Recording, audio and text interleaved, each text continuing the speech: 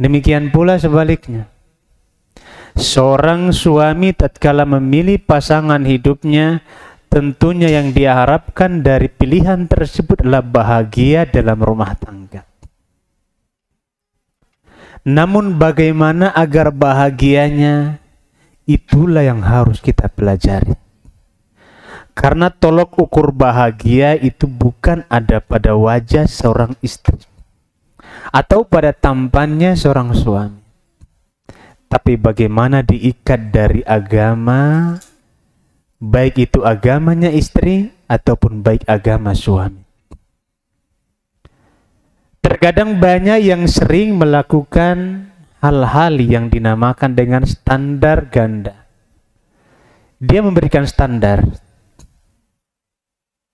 namun standar tersebut tidak dia penuhi di banyak sisi. Saya akan berikan contoh satu kasus. Kita menginginkan istri itu taat kepada suami.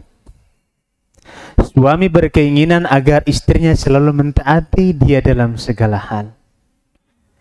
Tapi di sisi lain suaminya tidak melakukan hubungannya yang baik dengan Allah Subhanahu wa Ta'ala. Tidak menjaga hubungan yang baik antara dia dengan Allah Subhanahu wa Ta'ala. Maka ini akan bertolak belakang. Kenapa? Karena dosa yang dilakukan oleh suami itu akan berakibat buruk kepada keluarga. Makanya salah seorang datang kepada salah satu syekh. Wahai syekh, kenapa istri saya ini kok nggak taat sama saya? Syekhnya mengatakan, sepertinya engkau tidak menjaga sholat malammu. Dia mengatakan, iya betul. Akhirnya dia pulang. Dia jaga sholat malamnya. Setiap malam dia berusaha menjaga sholat malamnya. Dan dia selalu menjaga ketaatannya kepada Allah Subhanahu wa Ta'ala, yang akhirnya sedikit demi sedikit perubahan itu mulai terlihat dari sang istri. Namun yang namanya manusia kadang-kadang itu masih ada. Maka dia datang kembali kepada guru yang dia bertanya tadi, Syekh, alhamdulillah sudah berkurang. Tapi kenapa ada hal-hal kecil terkadang menjadi besar? Kata gurunya, sepertinya engkau tidak menjaga ibadah-ibadah nawafil di rumahmu. Sholat-sholat ba'diyah itu kamu kerjakan di rumah, jangan di masjid. Karena kadang-kadang kita suami, Masya Allah, kalau kerjakan sholat ba'diyah di masjid, dilihat banyak orang tuh semangat kita. Tapi kita pulang ke rumah kita, sebelum kita sholat ba'diyah di mana? Di masjid, maka itu akan hilang ketika sampai di rumah. Makanya harus dijaga oleh suami. Maka dia berusaha untuk menjaganya. Allah Subhanahu wa Ta'ala memberikan perubahan itu dari ibadah yang ditingkatkan oleh suami. Ingat, innallaha la yughayyiru ma biqaumin hatta yughayyiru ma bi anfusihim. Allah tidak akan merubah satu kaum sampai mereka mau merubah diri mereka sendiri. Kita mau melihat keluarga itu baik, maka kita harus memperbaiki diri kita sendiri menjadi orang baik, maka keluarga pun akan menjadi baik. Tapi kalau seandainya kita sudah berusaha, kemudian berusaha menjadi yang terbaik untuk keluarga, namun istri masih saja melakukan kesalahan-kesalahan, maka ketahuilah itu bentuk ujian yang Allah datangkan kepada kita. Maka ikhwah dan akhwat yang semoga dirahmati Allah Subhanahu wa Ta'ala, menjadikan keluarga yang sakinah, mawaddah, warahmah itu tentunya sangat berat dan bukan pekerjaan yang ringan. Karena kita harus memperhatikan tuntutan-tuntutan yang dituntut kepada kita dari Allah Subhanahu wa Ta'ala dan Rasulnya. Rumah tangga yang di dalamnya ada suami yang soleh, di dalamnya juga ada istri yang soleha, maka rumah tangga ini akan menjadi rumah tangga yang sakinah, mawaddah, warahmah. Namun ingat, Nabi alaihi salatu wassalam adalah seorang laki-laki yang tidak mengkoreksi orang lain, sementara yang dia koreksi itu tidak dikerjakan oleh Nabi Muhammad SAW. Beliau merupakan manusia terbaik dan memberikan teladan. Oleh karena Rasulullah mengatakan apa? Khairukum li ahli. Sebaik-baik kalianlah orang yang paling baik kepada keluarganya. Kenapa demikian? Karena kalau kita berbuat baik kepada orang, Masya Allah itu mudah kali. Tapi berbuat baik kepada istri itu sangat susah. Kenapa demikian? Antum belum nikah ya, Masya Allah. Kita kasih hadiah biar cepat nikah. Tonton. Insya Allah. Belum nikah kan? Semoga antum cepat dapat jodoh yang soleha. Kapan kira-kira? Secepatnya ya. Insya Allah. Jangan tunda-tunda. Sampai mana materinya tadi?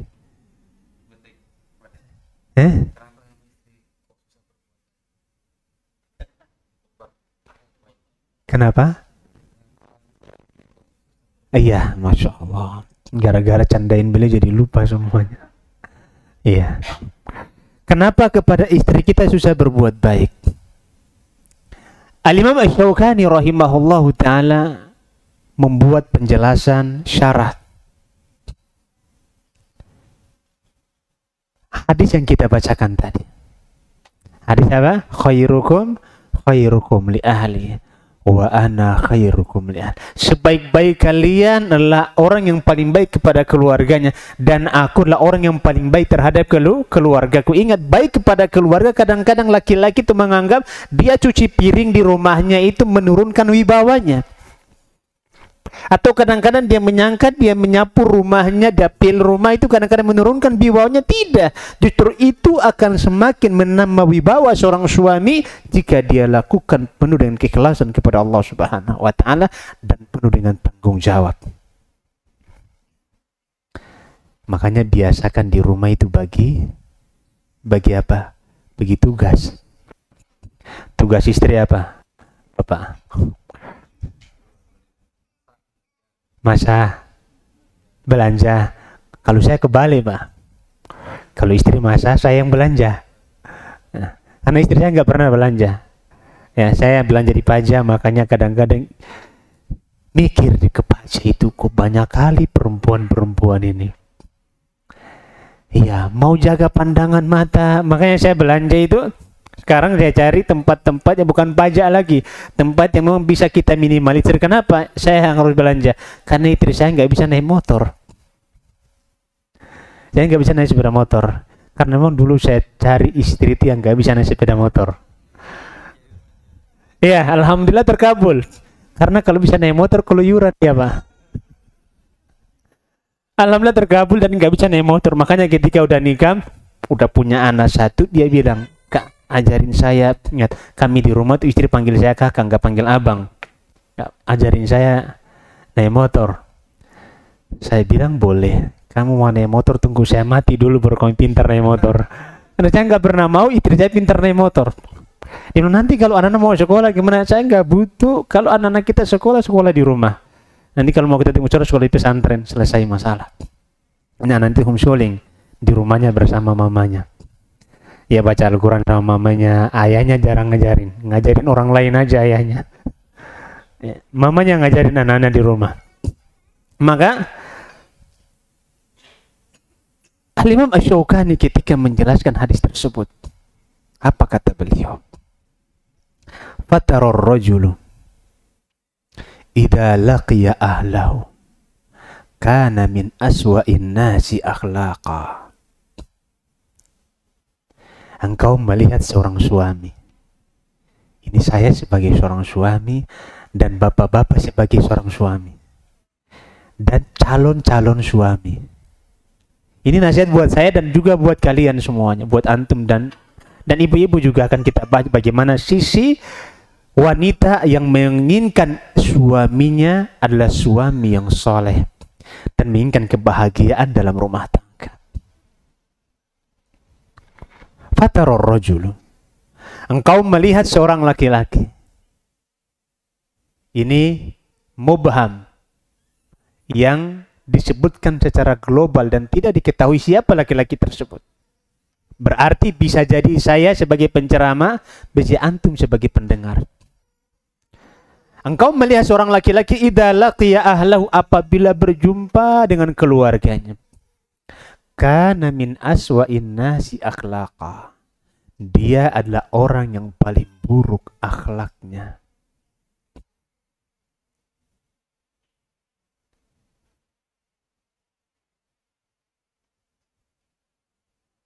Kana min aswa'in nasi akhlaqa wa asahhuhum nafsa wa aqalluhum khaira.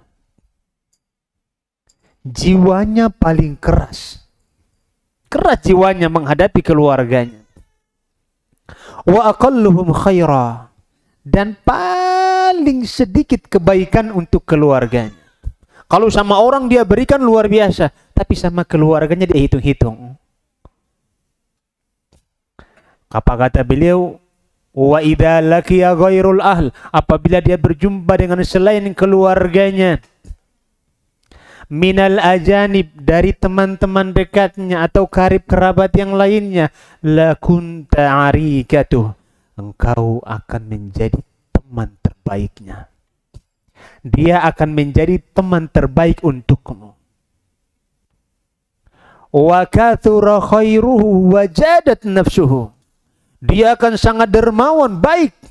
Dia akan sangat memberikan kepada kamu apa yang kamu butuhkan, dia akan berikan. Wajadat nafsuhu, dan dirinya sangat dermawan.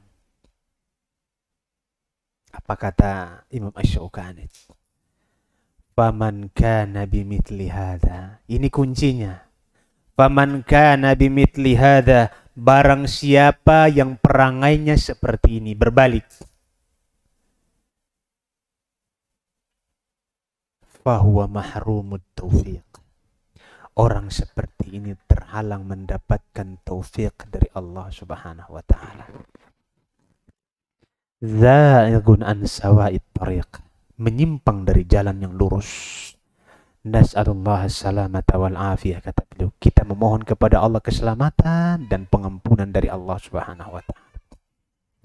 Standar gandanya adalah apabila seorang suami ingat, ingin bahwa keluarganya menjadi keluarga yang baik, keluarga yang saleh, anak yang saleh, anak yang bisa baca Al-Quran dan lain sebagainya, maka suami juga harus menjadi suami yang saleh, suami yang rajin baca Al-Quran dan lain sebagainya.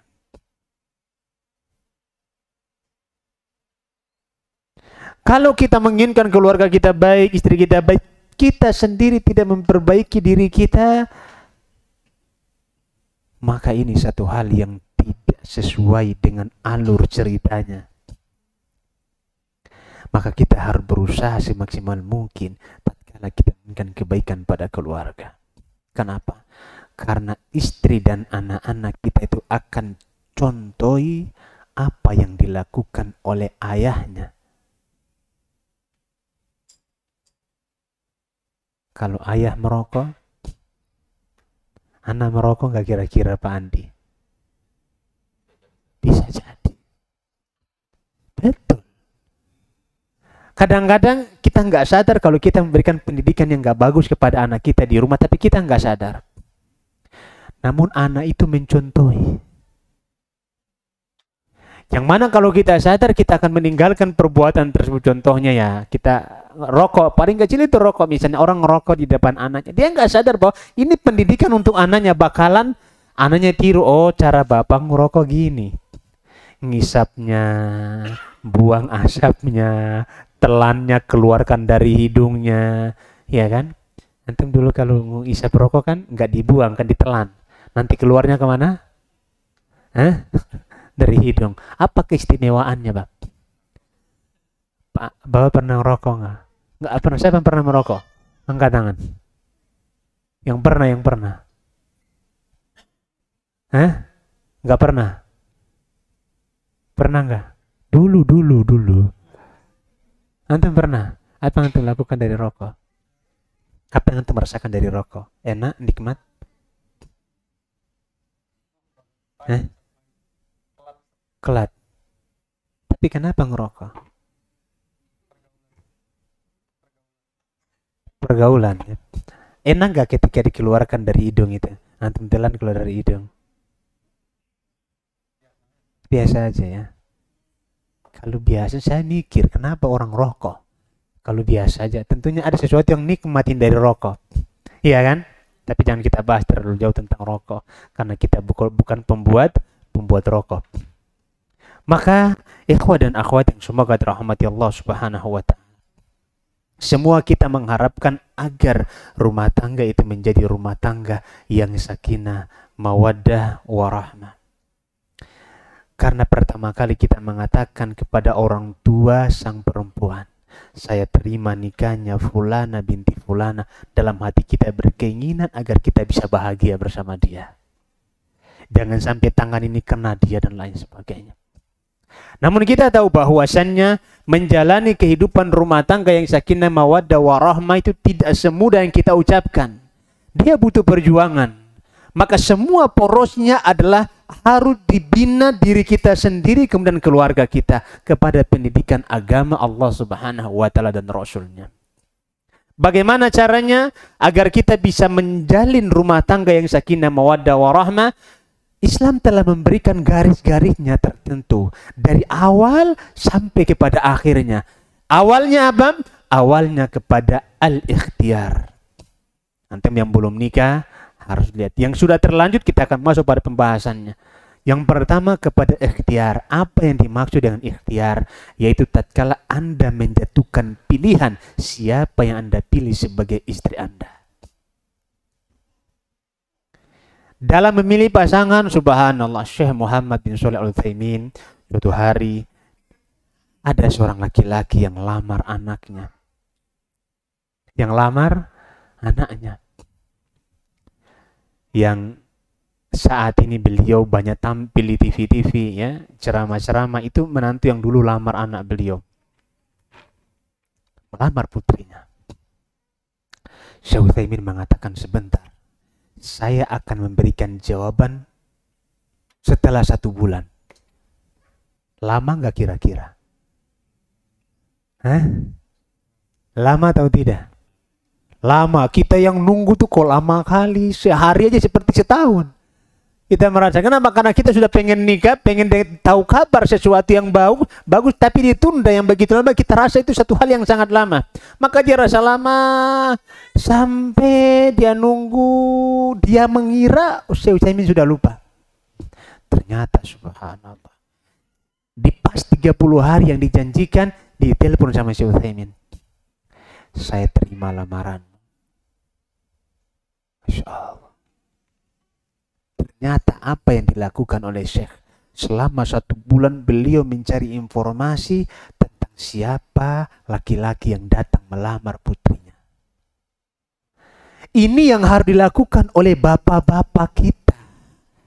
Jangan sampai anak yang mencari informasi, kita yang cari informasi. 1 bulan butuh 1 bulan kita lakukan, 2 bulan kita lakukan, agar betul-betul komplit dari mulut ke mulut, dari kawan ke kawan, dari teman sekelasnya, dari teman sekolahnya, dari teman-teman yang lainnya. Dan bapak ibu harus berusaha mencari informasi dan jangan percaya hanya dari mulut keluarganya saja. Kita harus cari dari sini. Kita harus mengumpulkan sumber. Untuk apa? Agar keluarganya menjadi keluarga yang sakinah, mawaddah, warahmah. Karena banyak yang terjadi yang kita lihat, subhanallah, datang seorang laki-laki yang dilihat agamanya bagus, akhlaknya bagus, melamar tanpa kita mencari informasi, yang akhirnya keluarganya amburadul. Kenapa? Karena informasi itu dari ikhtiar kita harus mencari tahu informasi. Demikian pula antum yang mencari pasangan dan antum yang sedang mencari pasangan harus betul-betul teliti dalam mencari informasi. Untuk apa? Agar betul-betul kita mendapatkan apa yang kita inginkan dalam rumah tangga kita, yaitu kehidupan yang sakinah, mawaddah, warahmah. Tapi kadang-kadang susah. Dan Dan itu kita harus kerja. Cari tahu begini, cari tahu begini. Karena mendapatkan wanita yang soleha itu sangat-sangat susah. Ada satu kasus terjadi. Ini terjadi di Maluku Utara.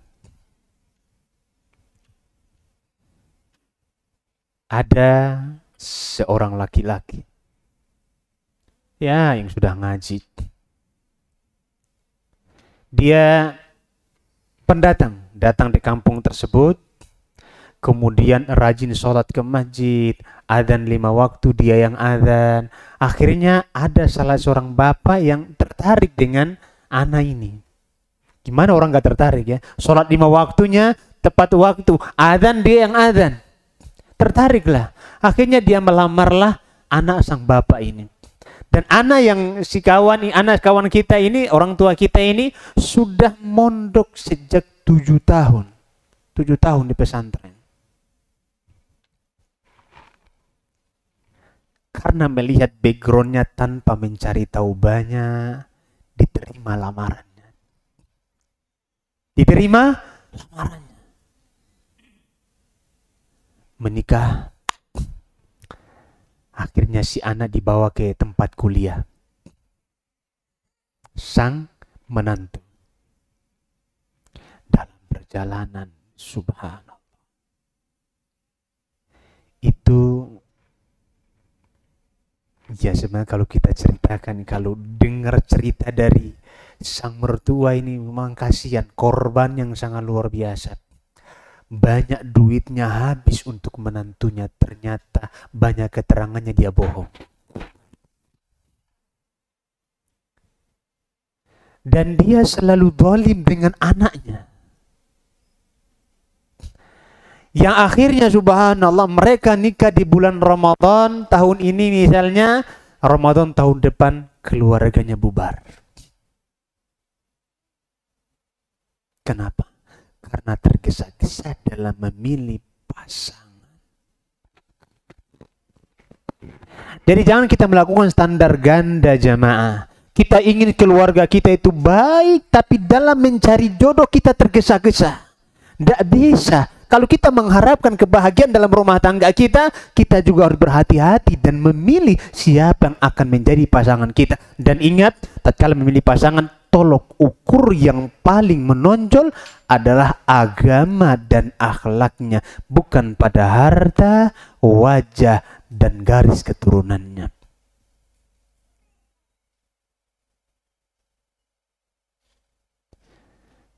Kadang-kadang ada ikhwan yang datang, Ustaz, tolong carikan jodoh saya, Ustaz. Ana bantu, dia bilang. Namanya juga kawan kan, kita bantu ya Pak ya kan. Ana bantu carikan. Apa yang antum mau dari jodoh antum? Ustadz, kalau ana yang terpenting udah ngaji dan baik agamanya, ana siap carikan. Tapi antum tunggu waktunya, ya. Yang cari agamanya bagus ini mah agak susah. Ngobrol ya kan. Sekitar 5-10 menit dia berbisik, Ustadz, kalau bisa yang cantik lah ya.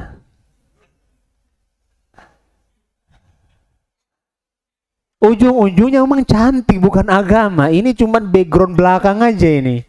Ini ndak bisa. Antum bahagia itu bukan pada kecantikannya. Seperti saya contohkan ini botol. Oh, ada isinya. Ini cantik apa enggak? Botolnya masih cantik? Antum ketika sudah buka airnya dia akan jadi penyet. Demikian pula wanita. Secantik apapun perempuan, kalau kita sudah bersama dengan dia, lama-lama akan jadi biasa. Betul kan? Ya sering dipandang jadi biasa dong. Oh ternyata nggak cantik, kayak biasa aja. Oh ternyata istri pulang kok lebih cantik. Datang kawan kepada anak, Ustadz, dulu ketika anak lamar istri anak lihat istri anak tuh cantik kali. Setelah 2 tahun menikah, anak lihat di luar sana ternyata banyak istri yang cantik-cantik katanya. Antum kok ngomong kayak gitu, saya bilang. Tidak bisa. Kenapa? Karena kurang menundukkan pandangan. Maka ingat, wanita yang kita anggap paling cantik ketika kita lamar, setelah dipandang terus dia akan menjadi biasa. Seperti mobil. Mobil yang mahal antum beli, antum anggap mobil paling mewah. Ketika antum beli, Ternyata biasa aja mobil. Itulah dunia. Yang antum akan menjadi tidak biasa itu pada agamanya. Pada agama. Semakin hari agama akan semakin membaik dan akhlak semakin bagus. Itulah yang akan membuat bahagia. Oleh karenanya tolak ukur yang paling utama harus pada agama. Tidak masalah Anda mencari istri yang cantik. Tidak masalah kita mencari istri yang kaya raya. Tidak masalah kita mencari istri yang apa? Yang nasabnya bagus. Tapi ingat, kita juga harus ngaca. Kita pengen istrinya soleha, kita juga harus ngaca. Saya nih soleh apa enggak sih?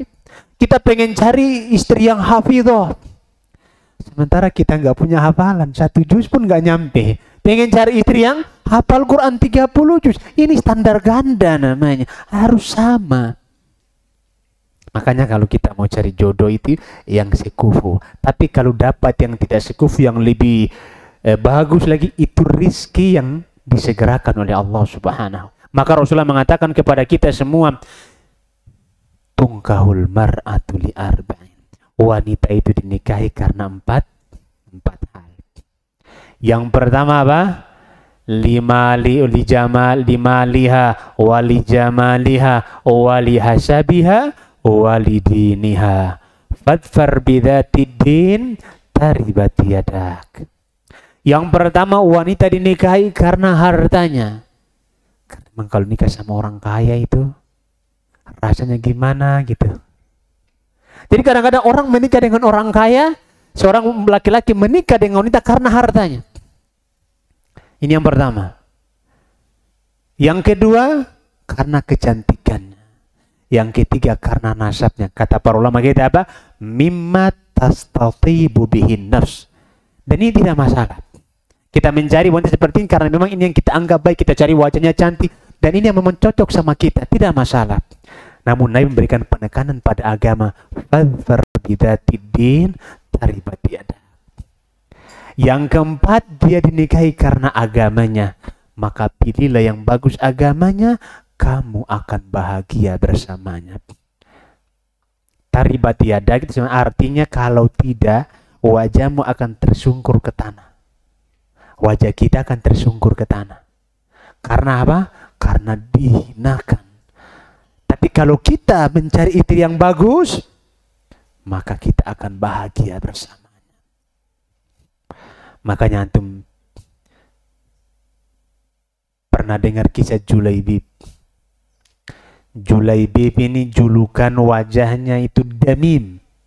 Damim itu di atas jelek ya. Kalau jelek ya enggak jelek-jelek kali. Kalau Damim ini apa bahasa Medan apa kira-kira? Di atasnya jelek, wajahnya di atasnya jelek, udah jelek-jeleknya lagi. Buruk. Buruk ya. Wajahnya itu memang. Tapi beliau merupakan salah satu sahabat yang sangat mulia. Udah berapa kali dia lamar perempuan gak diterima. Akhirnya suatu hari dia curhat sama Nabi, ya Rasulullah, aku mau menikah. Kamu mau nikah? Lamar anak fulan dari sahabat Ansor ini. Bilang aku yang suruh. Kalau direkomendasikan sama Nabi kayak mana? Wah, Masya Allah senang. Dia datang dia ke rumah sahabat Ansor. Dia ketuk pintu disuruh masuk. Ada apa Julaibib? Ya orang terpandang dari kalangan orang Ansor. Aku datang ke sini untuk melamar putrimu. Disuruh sama Nabi. Apa kata ayahnya? Siapa yang menolak lamaran Nabi katanya? Kami akan menerima dengan sepenuh hati. Julaibib mengatakan, tapi untuk saya. Langsung berubah muka sang bapak. Langsung apa? Berubah, enggak terima. Kata ayahnya, aku bermusyawarah dulu dengan ibunya. Kalau yang tadi tanpa musyawarah, ini pakai musyawarah ini. Ini tanda ganda ini. Akhirnya Julaibib nunggu, masuk dia ke istrinya. Rasulullah melamar putri kita. Alhamdulillah kata sang istri. Tidak akan kita menolak katanya. Tapi untuk Julaibib. Kata istrinya, Julaibib, Julaibib, Julaibib. Katanya 3 kali dia bertanya, apakah Julaibib mau nikah dengan putri saya? Apakah Julaibib? Apakah Julaibib? Artinya apa? Ini pertanyaan istifhamul ingkari. Bertanya untuk mengingkari. Enggak. Nah, ibu-ibu tahulah kalau dia sudah enggak mau kayak mana. Akhirnya, tapi gimana caranya kita menolak seruan Rasul Sallallahu Alaihi Wasallam? Mereka mau cari alasan sebelum jawab. Dengar si putri dari kamarnya perbincangan sang bapak dengan ibunya. Dia keluar dari kamarnya. Apa kata sang putri? Wahai ayahku, wahai ibuku, nikahkanlah aku dengan Julaibib. Terkejut orang tuanya. Apakah kalian akan menolak tawaran Rasul Sallallahu Alaihi Wasallam? Sungguh Nabi tidak mungkin mencarikan jodoh untuk aku laki-laki yang buruk akhlak dan agamanya. Masya Allah. Akhirnya mereka nikah. Akhirnya nikah dengan wajah yang wajah pas-pasan kali. Nikah mereka. Begitu nikah sebelum mereka berhubungan jamaah, cetuslah peperangan. Julaibib ini tugasnya itu tentara bagian belakang. Apa tugasnya? Tugasnya mengobati. Dia dokter yang mengobati tentara-tentara yang luka. Dia nggak pernah ikut berperang. Dia ikut peperangan tapi tidak ikut berperang.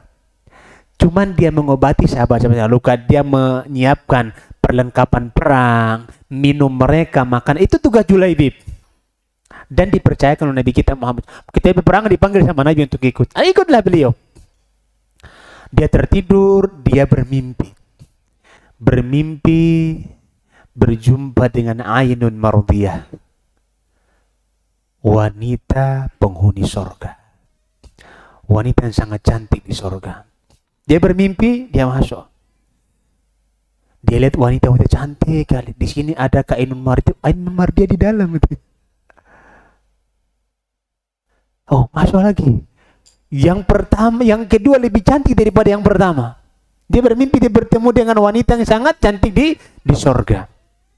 Akhirnya jumpa dengan bidadari yang begitu cantik. Bidadari mengatakan, kamu belum halal untukku. Begitu dibilang kamu belum halal untukku, dia terbangun. Perang sedang berkecamuk. Dan dia pun diserang, akhirnya dia pun menyerang. Apa kata? Akhirnya dia terbunuh di peperangan. Akhirnya para sahabat semua mencari-cari siapa yang korban di antara keluarganya. Maka Rasulullah bertanya, apakah kalian merasa kehilangan? Kata para sahabat, aku ya Rasulullah, ini yang meninggal, ini yang meninggal. Rasulullah enggak gubris. Rasulullah mengatakan, apakah kalian ada yang kehilangan? Ada yang mengatakan, ya Rasulullah, aku ini. Yang ketiga Rasulullah bertanya, apakah kalian merasa kehilangan? Baru tenang para sahabat. Ini Rasulullah ada kehilangan seseorang ini. Baru tenang sahabat. Kalian kehilangan keluargaku, keluarga kalian. Adapun aku kehilangan Julaibib, katanya. Masya Allah. Begitu antum bayangkan, Julaibib ini orang biasa yang tidak antum bayangkan, dia mati aja nggak diperhitungkan. Sampai dia udah mati saja, para sahabat nggak ada yang sadar. Akhirnya Rasulullah mengatakan, aku kehilangan Julaibib. Maka para sahabat berhamburan cari Julaibib. Dia meninggal di tengah-tengah 7 orang kafir. Maka dia didatangkan kepada Nabi, dipanggil Nabi, dikasih tahu bahwa ini Julaibib. Nabi angkat kepalanya, dia taruh di pahanya. Ditaruh di pahanya. Apa kata Rasulullah? Qatala sab'an faqatalu. Sesungguhnya Julaibib telah membunuh 7 orang, kemudian mereka membunuhnya. Ya Julaibib, ana minhu, ana minka, wa anta minni. Wahai Julaibib, engkau bagian dari aku dan aku bagian dari kamu. Setelah meninggalnya Julaibib, istrinya tidak mau menikah lagi sampai meninggal. Setelah meninggalnya Julaibib, istrinya nggak mau menikah lagi sampai dia meninggal dunia. Maka setelah suaminya meninggal, dia menjadi wanita yang sangat dermawan. Kenapa? Karena dia tidak mau menyanyiakan pilihan Rasulullah SAW. Yang milih suaminya Nabi. Itulah kita mau menjalankan keluarga yang sakinah mawaddah warahmah, harus kita lihat tuntunan-tuntunan Rasulullah SAW dalam memilih jodoh agar kita tidak salah.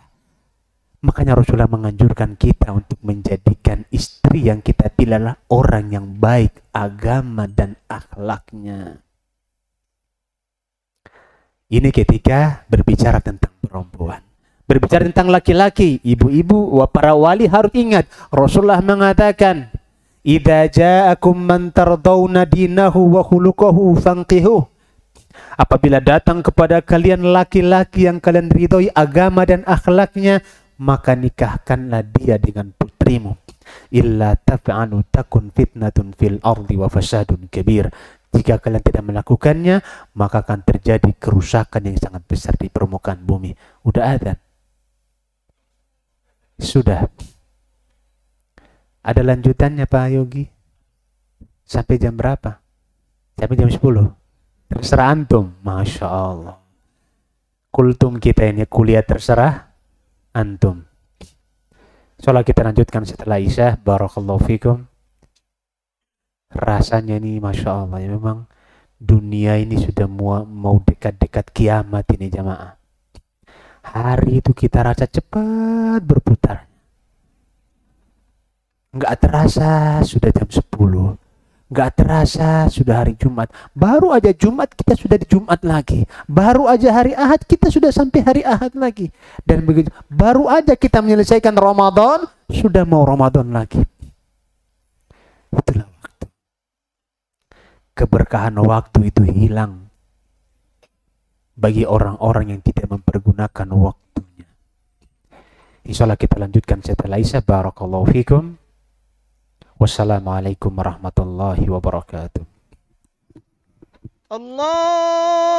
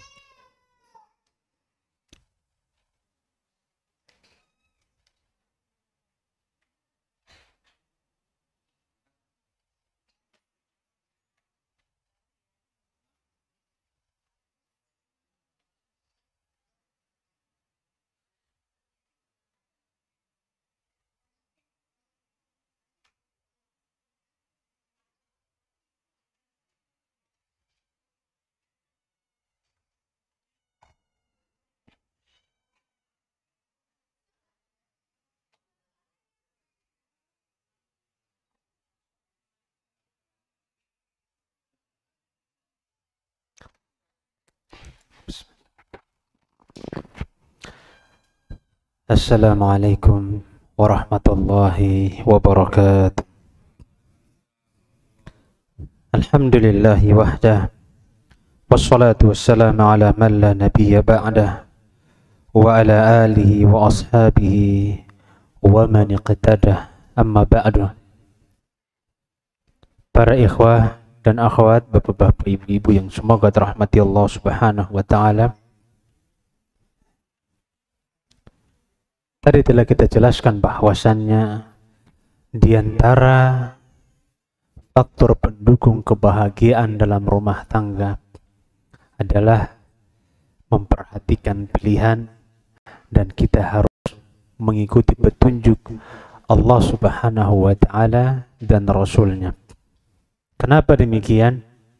Karena kebahagiaan, ketentraman, sakinah, mawaddah, warahmah semuanya datang dari Allah Subhanahu wa taala. Jadi semakin kita memperhatikan apa yang diajarkan oleh Allah kepada kita, apa yang diajarkan oleh Nabi sallallahu alaihi wasallam kepada kita, maka kebahagiaan itu akan semakin didapatkan. Oleh karenanya Allah mengatakan dalam Al-Quran surat Al-Fath ayat 4, huwallazi anzala as-sakinata fi qulubil mu'minin. Dialah Allah Subhanahu wa taala menurunkan sakinah, ketenangan di dalam hati-hati orang-orang yang beriman. Maka ketenangan itu diturunkan oleh Allah Subhanahu wa taala, sehingga konsekuensi yang harus kita dapatkan dari ketenangan tersebut juga harus sesuai dengan apa yang dituntut oleh Allah Subhanahu wa taala dan Rasulnya kepada kita. Oleh karena ikhwah dan akhwat yang semoga dirahmati Allah Subhanahu wa taala, untuk mendapatkan kebahagiaan dalam rumah tangga, kiat-kiatnya sangatlah banyak. Kiat-kiatnya sangat banyak, karena memang kita semua pengen bahagia. Siapa di antara laki-laki atau wanita itu pengennya gaduh aja terus dalam rumah tangga? Gak ada. Pengennya hidupnya tentram, hidupnya bahagia, saling memahami. Maka tentunya para ulama kita menyebutkan kiat-kiat agar kita bisa menjadikan rumah tangga kita rumah tangga yang sakinah, mawaddah, warahmah. Mana ikhwah dan akhwat yang semoga dirahmati Allah Subhanahu wa taala, semua yang kita lakukan untuk mencapai kebahagiaan dalam rumah tangga harus diukur dengan syariat Allah Subhanahu wa taala. Maka kiat-kiat yang harus kita jalankan, atau bagaimanakah agar rumah tangga kita menjadi rumah tangga yang sakinah, mawaddah, warahmah, yang pertama adalah meningkatkan ketakwaan kepada Allah Subhanahu wa taala. Meningkatkan ketakwaan kepada Allah Subhanahu wa taala. Sebagaimana kita jelaskan di atas bahwa yang membuat tenang, yang menurunkan ketenangan dalam hati kita adalah Allah Subhanahu wa taala.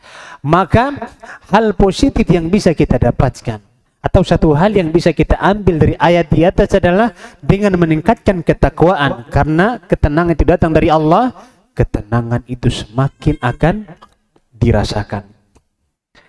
Ketakwakan.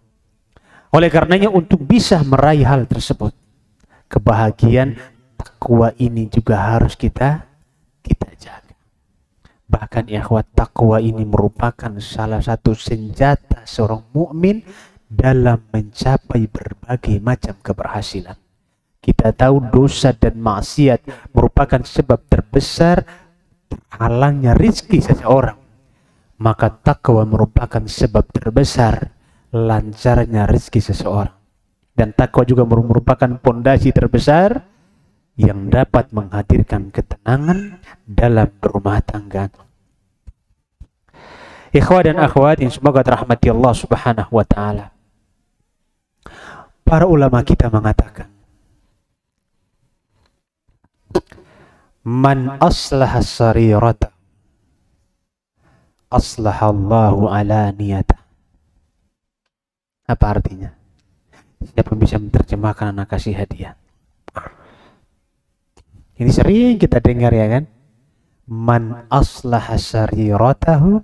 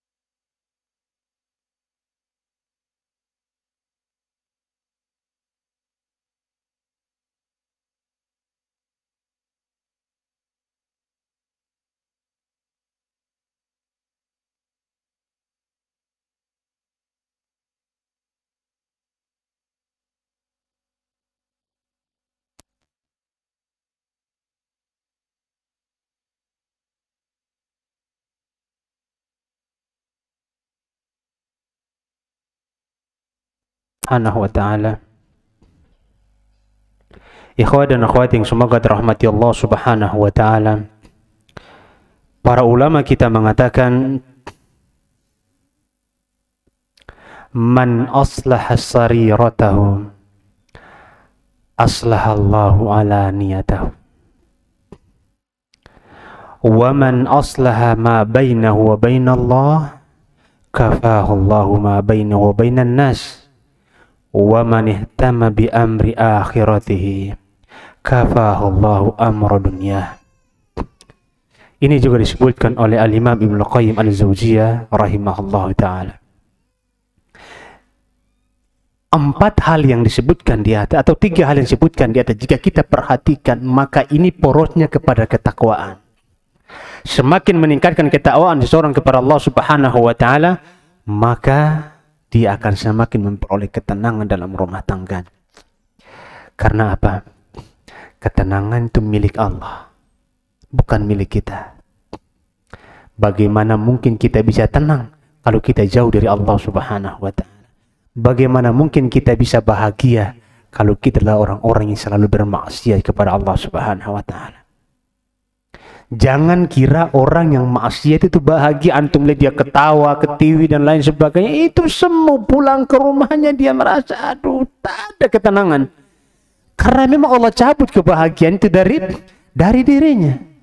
Sehingga kita harus yakin bahwa yang menurunkan kebahagiaan, ketenangan dan ketentraman itu hanyalah milik Allah Subhanahu wa ta'ala, sebagaimana Allah jelaskan dalam surat Al-Fath ayat 4 yang telah kita bacakan di atas. Huwallazi anzala as-sakinata fi qulubil mu'minin. Dialah Allah yang menurunkan sakinah, ketenangan di hati-hati orang yang beriman. Maka ketakwaan merupakan salah satu faktor terbesar yang dapat meningkatkan ketenangan dalam rumah tangga. Jangan sampai rumah tangga kita tuh nggak tenang. Suami mau pulang ke rumah, di rumah bentar aja mau keluar aja. Mau keluar lagi karena nggak tenang. Ini berarti ada yang salah dari rumah. Maka tingkatkan ketakwaan. Ini bukan cuma suami, tapi juga istri juga harus bertakwa kepada Allah Subhanahu wa ta'ala. Yang pertama, apa kata para ulama kita untuk mengaplikasikan takwa tadi adalah man aslaha sariratahu aslahallahu ala niyatahu. Barang siapa yang memperbaiki keadaannya ketika dia sendirian. Ketika sendirian kita berusaha memperbaiki diri kita di hadapan Allah Subhanahu wa ta'ala, maka konsekuensinya Allah akan perbaiki dirinya ketika dia berada di hadapan manusia. Ini kuncinya. Manusia di sini siapa? Umum. Istri kita, anak-anak kita, keluarga kita, mertua kita dan lain sebagainya. Menantu, kalau yang bagi sudah punya menantu, mereka adalah orang-orang terdekat kita. Yang mana kata para ulama, man aslaha sariratahu aslahallahu ala niyatah. Barang siapa memperbaiki keadaannya ketika dia sendirian, maka Allah akan perbaiki kondisinya ketika dia berada di hadapan manusia. Sehingga kalau di hadapan manusia, ya Allah jaga aibnya. Padahal aib ini memang selalu ada pada diri kita. Sampai-sampai para ulama kita mengatakan, kalau seandainya dosa atau aib ini punya bau yang bisa dicium oleh manusia yang lainnya, tentunya mereka akan saling menjauhkan antara satu dengan yang lainnya. Namun Allah menyembunyikan banyak aib-aib kita dan dosa-dosa yang kita lakukan. Maka kuncinya apa? Man aslaha sariratahu aslahallahu ala niyatahu. Barang siapa memperbaiki kondisinya ketika dia sedang sendirian, maka Allah akan perbaiki kondisinya ketika dia berada dengan manusia. Ini yang pertama. Yang kedua kata mereka, wa man aslaha ma bainahu wa bainallah aslahallahu ma bainahu wa bainan nas. Barang siapa yang memperbaiki hubungan dia dengan Allah, maka Allah akan perbaiki hubungannya dengan manusia. Lalu bagaimana caranya kita memperbaiki hubungan kita dengan Allah Subhanahu wa ta'ala? Menjaga ketaatan kepada Allah. meningkatkan ketakwaan kita kepada Allah, memperbanyak amal yang soleh, lebih terbiasa melakukan amalan-amalan yang tersembunyi. Makanya para ulama kita ada di antara mereka yang apa? Yang berpuasa selama 40 tahun, puasa Daud atau puasa yang lainnya, istrinya nggak tahu. Kok bisa? Selama 40 tahun dia berpuasa, istrinya nggak tahu. Gimana caranya itu? Yes, puasa sunnah ya, puasa Daud dan lain sebagainya. Tapi istrinya nggak tahu. Gimana caranya?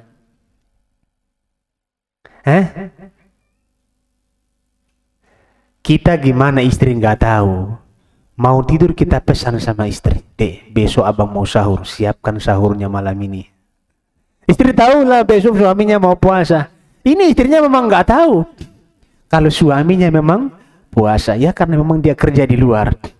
Dia kerja di luar dan istrinya senantiasa memberikan, mau buat apa bahasanya orang bontot. Ya, bontot ya.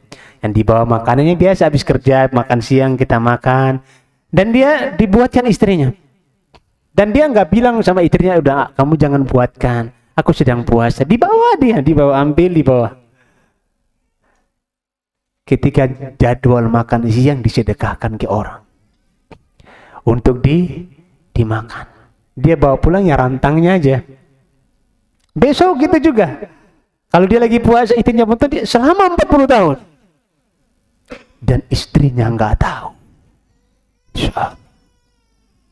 Pandainya dia menyembunyikan apa? Amalan. Biarlah Allah Subhanahu wa Ta'ala yang tahu.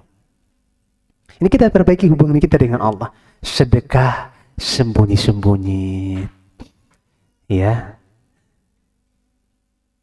Nggak perlu orang tahu. Sedekah 100.000, 200.000, 50.000. Apalagi sekarang di Medan ini lagi banyak pembangunan ya. Pembangunan masjid. Pembangunan masjid diantaranya salah satu yang mau kita bangun adalah apa? Masjid Muwahhidin. Ini akan dijadikan sebagai Islamic Center dan pusat dakwah kota Medan berkiblat ke sana insyaallah taala. Kita berbondong-bondong untuk bersedekah membangun masjid yang kita harapkan keberhasilannya, yang kita harapkan Allah Subhanahu wa taala memberikan dakwah di kota Medan makin besar dan makin berpuncak, makin diminati oleh lapisan masyarakat. Tidak hanya orang yang bawah, yang berada di bawah, tapi juga yang di atas pun ikut dengan kajian kita. Maka insyaallah taala Masjid Muwahhidin akan dijadikan sebagai basic dakwah kita, dan di sana akan dibuat juga Islamic Centernya dengan izin Allah Subhanahu wa taala. Ya, sedekahkan harta kita dan lain sebagainya. Belajarlah sedekah sembunyi-sembunyi, orang nggak tahu. Makanya alhamdulillah saat ini bisa sedekah lewat transfer tapi namanya nggak muncul. Bisa kan? Pakai apa itu? Setoran tunai ya? Iya. Transfer pun bisa. Banking juga bisa. Namanya nggak muncul. Bisa ya? Bisa. Itu transfer. Dan nggak usah munculkan nama. Sembunyi-sembunyi. Ini berarti kita memperbaiki hubungan kita dengan Allah Subhanahu wa Ta'ala. Maka apa jaminannya? Aslahallahu ma bainahu wa bainan nas. Maka Allah akan perbaiki hubungannya dengan manusia. Kalau Allah yang sudah campur tangan, selesai masalah.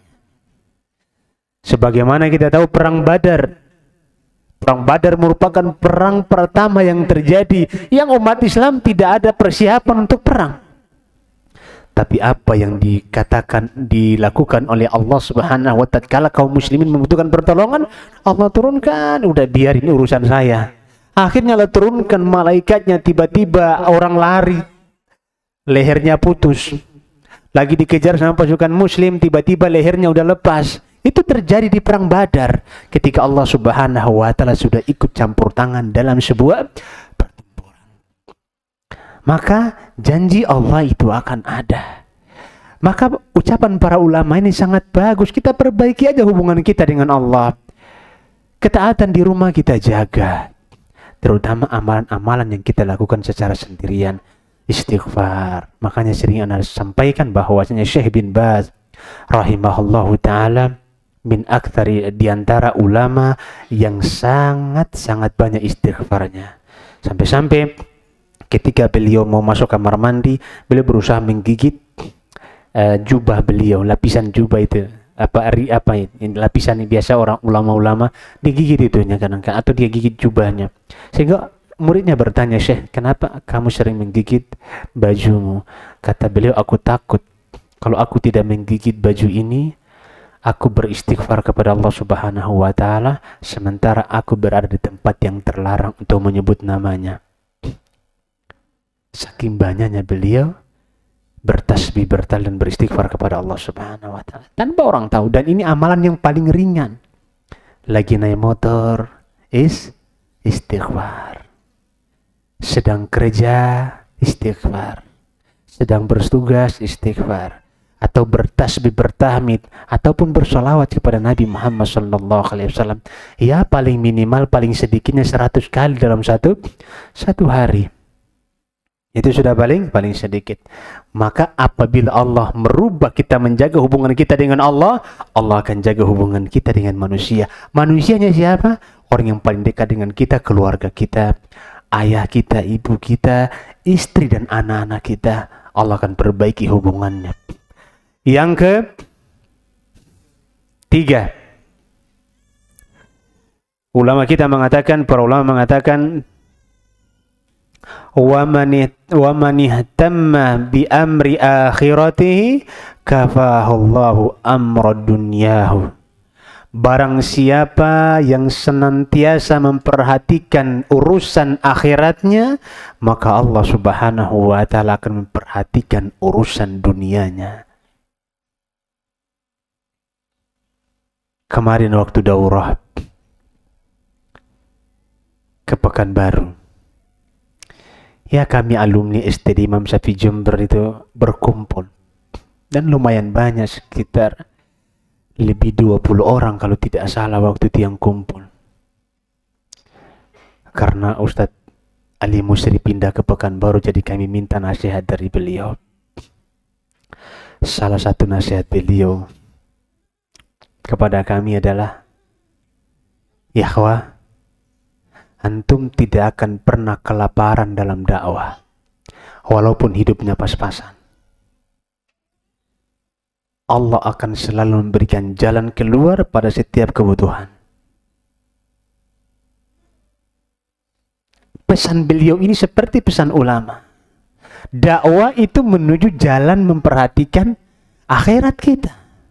Antum ngaji juga memperhatikan akhirat, dan jangan pernah ragu kalau Allah akan menjamin apa yang kita butuhkan, meskipun itu berat. Maka para ulama kita mengatakan, wa man ihtamma bi akhiratihi, barang siapa memperhatikan akhiratnya, maka Allah akan memperhatikan urusan dunianya. Sehingga ketenangan itu akan kita dapatkan dalam rumah tangga jika ketakwaan semakin kita tingkatkan kepada Allah Subhanahu wa Ta'ala. Percaya tidak percaya, itulah kunci bahagia dalam rumah tangga. Ketika istri itu bertakwa, ya, jangan sampai ketika ditinggal suami, habis waktu istri itu untuk Instagram. Zaman sekarang ini kan Instagram itu paling apa? Paling diminati. Apalagi satu teman yang Instagram apa? TikTok. Ya. Facebook. WhatsApp. Kalau WhatsApp ini kan jangkauannya terbatas. Tapi kalau Instagram, kemudian juga Facebook dan yang lain, jangkauannya itu luar biasa, yang membuat kita itu semakin lalai kalau larut di dalamnya. Sehingga bertakwa kepada Allah Subhanahu dalam hal-hal seperti ini merupakan hal yang sangat dituntut kepada kita untuk kita mendapatkan ketenangan dalam rumah tangga. Kita lanjut, Pak. Lanjut kita. Atau kita cukup, kita lanjut minggu depan ya, kalau ada waktu. Insyaallah kita lanjutkan pertemuan akan datang dengan izin Allah Subhanahu wa Ta'ala, jika kita diundang kembali dan kita punya waktu untuk kesini. Barakallahu fikum. Mungkin ada yang mau bertanya. Ana sarankan pakai tulisan biar yang nonton di luar juga bisa mendengar pertanyaannya. Fadhal, ibu-ibu yang mau bertanya silahkan. Bapak-bapak yang mau bertanya silahkan.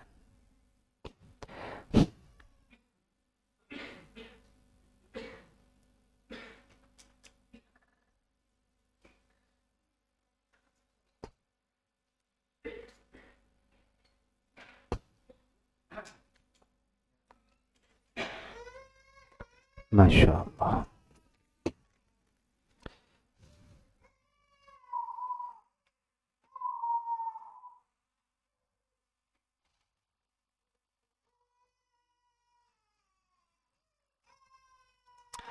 Assalamualaikum Ustadz. Waalaikumsalam warahmatullahi wabarakatuh. Ustadz, apakah boleh menyentuh atau bersalaman dengan keponakan suami yang sudah balik laki-laki? Dan siapa saja mahram atau keluarga suami yang boleh disalami? Keponakan suami yang sudah balik laki-laki itu bukan mahram istri, bukan mahram istri, kecuali apabila ada hubungan persusuan. Karena tingkat mahramnya hanya sebatas kepada anak-anak kita saja. Afan, bukan sepupu-sepupu, bukan mahram. Maka mahramnya dia adalah sebagaimana bisa dikatakan oleh para ulama kita, mahram itu ada dua macam. Ada namanya mahram mu'abbada, ada yang mahram mu'asarah. Mahram mu'abbada adalah mahram yang berkaitan dengan nasab kita. Contohnya ayah kita, ibu, ayah wain ala, ayah kita walaupun naik ke atas kakek, di atas kakek lagi, itu mahram kita. Awain nazala, atau yang ke bawahnya dari bapak kita. Kemudian yang kedua adalah, kalau ada papan tulis enak kita jelaskan ini sebenarnya. Gak ada papan tulis Pak Yogi ya? Gak ada ya. Yang kedua adalah dari nasab kita, dari mahram kita adalah saudara kandung dan saudari kandung. Wa in nazala, saudari kandung, saudara kandung, dan seluruh anak-anak mereka itu jadi mahram kita. Abang saya menikah punya anak, namanya keponaan. Keponaan ini menikah lagi, punya anak, namanya cucu dari jalur persaudaraan. Cucunya ini nikah, punya anak lagi, cucunya namanya cicit. Mahram saya juga, nurun ke bawah tetap jadi mahram, tapi ke samping jadi enggak mahram. Contoh, saya punya anak namanya Ahmad, menikah dengan Fatimah. Mahram saya adalah Fatimah. Kenapa? Karena menikah dengan Ahmad. Nah, akan kita bahas pada yang kedua. Punya anak juga mahram saya. Kemudian cucu saya ini menikah dengan wanita lain. Wanita cucu saya mahram atau tidak? Mahram atau tidak? Mahram atau tidak, Pak? Istri dari cucu. Mahram. Dia punya anak pun jadi mahram. Dan seterusnya. Pahamnya ini mahram mu'abbadah, orang tua kita. Kemudian mahram yang disebabkan karena adanya tiga ya, dengan yang ketiga persusuan. Disebabkan karena jalur pernikahan. Yang pertama siapa? Jalur pernikahan itu adalah yang pertama suami kita sendiri atau istri kita sendiri. Yang kedua di atas istri. Siapa? Ibunya atau ayahnya. Cabangnya istri bukan mahram. Cabang istri siapa? Saudara dan saudari kandungnya bukan mahram kita. Cucunya, anak keponakan dari istri kita, mahram atau tidak? Bukan, afan, ya. Kalau dia perempuan bukan mahram. Karena mahramnya hanya sebatas pernikahan saja. Berarti mahramnya di sini siapa saja berarti? Ibu perhatikan, bapak juga perhatikan. Disebabkan pernikahan, yang pertama siapa? Suaminya, orang tua, mertuanya, laki-laki atau perempuan. Yang kedua, siapa? Nah, berarti cuman dua. Mertua sama suaminya. Anak-anak mertua yang lain mahram atau tidak? Enggak mahram. Jadi enggak boleh salaman. Apalagi kalau boncengan. Yang ketiga, mahram karena sebab persusuan. Tapi syaratnya harus disusui 5 kali yang mengenyangkan.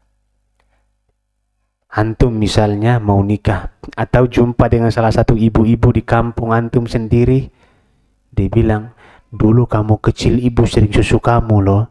Berapa kali ibu? Walah sering, lebih dari 10 kali kata antum jadi mahram dia. Karena dia sudah mengakui. Kenapa? Karena datang dua orang laki-laki, suami istri, kepada Nabi SAW mengadu, ya Rasulullah, ini ada seorang ibu mengaku telah menyusui kami berdua. Telah menyusui kami berdua. Dan kami kalau sudah disusui berarti saudara sepersusuan. Gak boleh nikah. Maka apa kata Rasulullah SAW? Pisahlah kalian berdua, karena dia telah mengakui kalian berulah anak susuannya. Maka pisah. Anak susuan misalnya, kalau anak susuan, kapan dia susu 5 kali misalnya, mengenyangkan dan dia yang melepaskan sendiri, dia susu kenyang dia lepas. Kemudian 3-4 jam dia susu lagi sama istri kita, sampai kenyang dia lepas lagi, sampai 5 kali mengenyangkan, maka dia telah menjadi mahram kita tahriman mu'abbada, dan seluruh anak-anaknya menjadi mahram kita, istrinya juga jadi mahram kita. Kenapa? Karena dia mahramnya apa? Sepersusuan. Kuat ya, makanya Rasulullah mengatakan yuhramu minar radha'ati ma yuhramu minan nasabi. Diharamkan dari persusuan itu sebagaimana diharamkan dari tali persaudaraan, tali nasab. Keponakannya dibawa pun jadi, anaknya pun jadi mahram kita. Wanita yang disusuinya misalnya jadi mahram kita. Fatimah anaknya Ahmad, Ali anaknya Muhammad, nyusu sama Maimunah. Ali sama Maimunah ini jadi mahram, walaupun dari jalur keturunan yang berbeda. Jadi, kenapa? Karena disusui sama satu perempuan. Begitu kuatnya susu. Lalu bagaimana dengan anak yang diambil ketika masih merah, masih usianya 1 hari 2 hari, tapi tidak disusui, dikasih susu asik, susu apa? Susu sapi. Apakah jadi mahram untuk bapaknya? Tidak bisa jadi mahram sama sapinya. Gak jadi mahram, walaupun dirawat dari kecil, karena tidak disusui. Lalu bagaimana kalau istri kita misalnya sudah tidak mengeluarkan susu lagi, kita suruh adik kandung kita yang susuin dia? Apa? Enggak termasuk ya. Jadi gimana kita buatnya ya, agar dia menjadi mahram kita? Agak repot ya kalau istri kita tidak menyusui secara langsung. Nah, ini mahram dari keluarga atau keluarga suami adalah siapa saja? Suami sendiri dan mertua kita. Selain dari itu bukan mahram. Keponakan suami, sepupu suami, saudara suami bukan mahram, dan jangan pernah berdua-duaan dengan ipar. Karena ipar itu bahaya. Ipar itu bahaya. Sudah banyak terjadi kasusnya. Antara ipar dengan ipar, jadinya ipar-iparan. Tidak boleh. Harus jaga jarak. Apalagi kalau bermudah-mudahan dengan ipar itu bahaya. Apa kata Rasulullah? Al-harmu al-maut. Ipar itu kematian. Artinya apa? Bahayanya seperti kematian. Dan itu telah terjadi. Itu banyak kasus-kasus yang terjadi. Dan ipar kita bukan mahram kita, keponakan dari ipar dari suami kita juga bukan mahram kita. Wallahu ta'ala alam bisawab. Sekian yang bisa kami sampaikan, mudah-mudahan bermanfaat untuk kita semuanya. Kita tutup kafaratul majelis. Oh iya, ini ada disediakan makan malam oleh panitia. Oleh karenanya bapak-bapak, ibu-ibu jangan bubar sebelum kita nyantap makan malamnya. Ya, sudah siap? Karena kita pun sudah lapar, Pak. Subhanakallahumma bihamdika asyhadu an la ilaha illa anta. Bentar, Ana mau bagi-bagi hadiah dulu. Ini ada parfum yang sangat banyak. Siapa yang rumahnya paling dekat?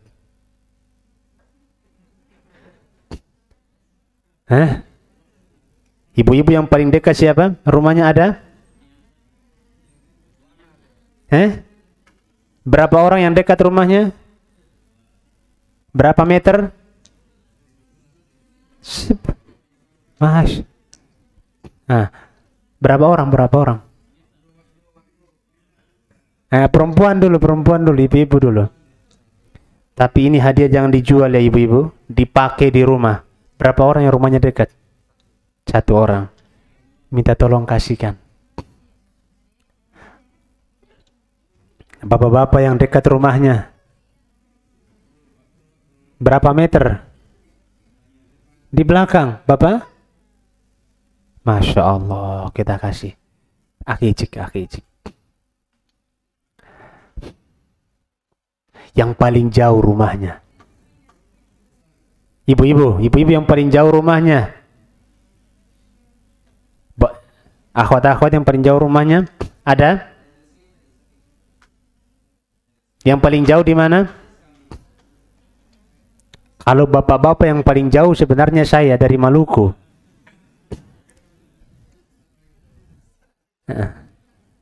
Ada nggak ibu-ibu yang jauh? Dari mana? Mana?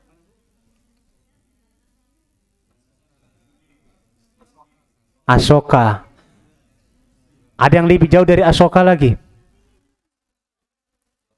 Nggak ada, kasih yang Asoka.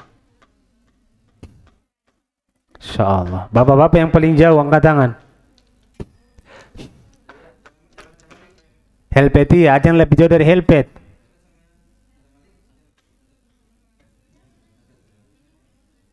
Masya Allah. Abang. Yang baru pertama kali ngaji ke sini siapa? Angkat tangan. Antum juga, Masya Allah. Ibu-ibu yang baru pertama kali ngaji ke sini ada? Berapa orang? 1 orang. Yang ngaji di sini sering bolong, angkat tangan. Acik. Ambil akicik. Ini sering bolong. Ibu-ibu yang sering bolong ada?